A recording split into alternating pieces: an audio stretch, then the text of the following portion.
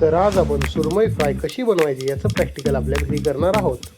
त्यासाठी सगळ्यात पहिलं तर तुम्हाला जावं लागेल मार्केटला। मग मी गेलो हडपसर फिश मार्केटला आणि तिथून मस्त अशी एक ताजी काय नावायचं सुरमई घेऊन आलो।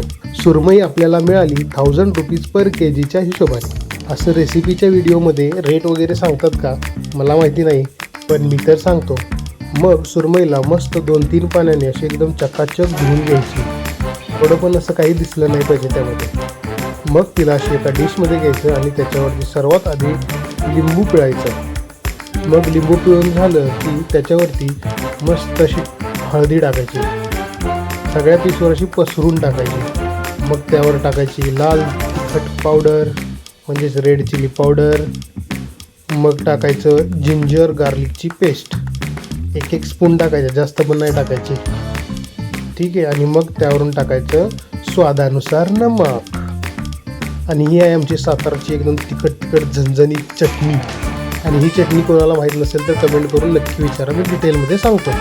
मग एवढे सगळे जे मसाले आपण फिशवरती टाकले त्यांना मस्तपैकी असं मिक्स करून प्रत्येक पीसला असं एकदम लॅमिनेट करून घ्यायचं, पूर्ण त्याचं कोटिंग झालं पाहिजे। कारण हा मसाला जर सगळीकडे लागला ना तर तो त्यामध्ये असा फिशमध्ये मुरेल आणि जेव्हा तो मसाला मुरतो ना तेव्हाच त्याची टेस्ट एक नंबर येते।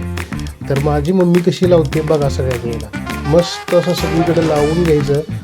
आणि हो, हे मम्मी बनवते, मी नाही आहे। आणि हां, या फिशच्या रेसिपीमध्ये माझ्या मुलाला थोडा वेळ तुम्हाला सहन करावं लागेल। हां, अशी टी व्हीवर ॲडव्हर्टाईज येते ना तसा हा व्हिडिओमध्ये येतो।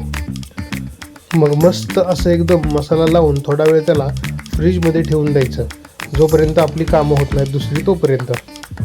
मग मी त्याला फ्रीजमध्ये ठेवलं आणि माझ्या बायकोने त्याला फ्रीजमधून परत बाहेर काढलं। मग गॅसवरती तवा ठेवा आणि हां, गॅस चालू करायला विसरू नका। मग 1 2 3 4 5 जेवढे चमचे तुम्हाला घ्यायचे तेवढं तेल घ्या, म्हणजे तुमच्या फिशच्या क्वांटिटीच्या हिशोबाने। ऑइलला मस्त एकदम असं कडक गरम होऊन दे, तोपर्यंत गॅस हाय फ्लेमवर ठेवा। मग एक फिशचा पीस हळूहळू तेलामध्ये सोडा, एकदम हळूहळू सोडायचं, कारण तेल गरम असतं आणि ते तड तड तड तड तड तड तड अंगावरती उडतं। हे तुम्हाला तर माहीतच आहे, जे लोक रोज स्वयंपाक करतात त्यांना। पण तरीही तुम्ही सेफली एकदम मस्तपैकी त्याला तेलामध्ये सोडा।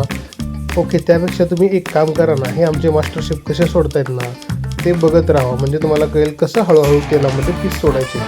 आणि हां, तेलामध्ये बोट घालून किंवा हाताने पीस हलवायचा प्रयत्न करू नका, नाहीतर तो तुम्ही रील बघितलाच असेल, हातानं वडापाव ताणणारा माणूस, तसं काहीतरी करायचं झालं आणि बसाल हात गमवून। ओके ठीक आहे, चला जेवढे तुमच्याकडे पीस आहेत ना ते सगळे तव्यामध्ये टाकून घ्या।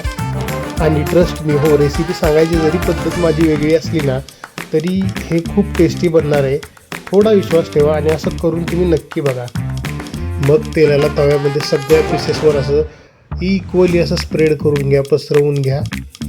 आणि मग त्याला हळूहळू तव्यामध्ये फ्राय होऊ दे, तोपर्यंत तुम्ही राहिलेली तिकडची सगळी भांडी घेऊन घासून टाका, कारण नंतर पण तुम्हाला घासायचे, आत्ता पण तुम्हालाच घासायचे आहेत। तोपर्यंत मस्त एका साईडला फ्राय झालेलं असेल, मग तुम्ही त्याला हळूहळू एकदम हलक्या हाताने त्याला पलटी करायचं, नंतर पीसेसचे तुकडे होतात। दोन्ही बाजूने पीसेसला मस्त एकदम असे लाईट ब्राऊन कलर होतोपर्यंत असं फ्राय करून घ्या, तेव्हा ते एकदम मस्त आतून पण शिजलेले असतात आणि टेस्ट पूर्ण आतमध्ये गेलेली असते त्याच्या। ठीक आहे, तर मग आता तुम्ही फायनल लुक बघा हे कसं बनलं आहे ते। जर तुम्हाला हा व्हिडिओ आवडला असेल तर व्हिडिओला लाईक, कमेंट आणि चॅनलला सबस्क्राईब नक्की करा।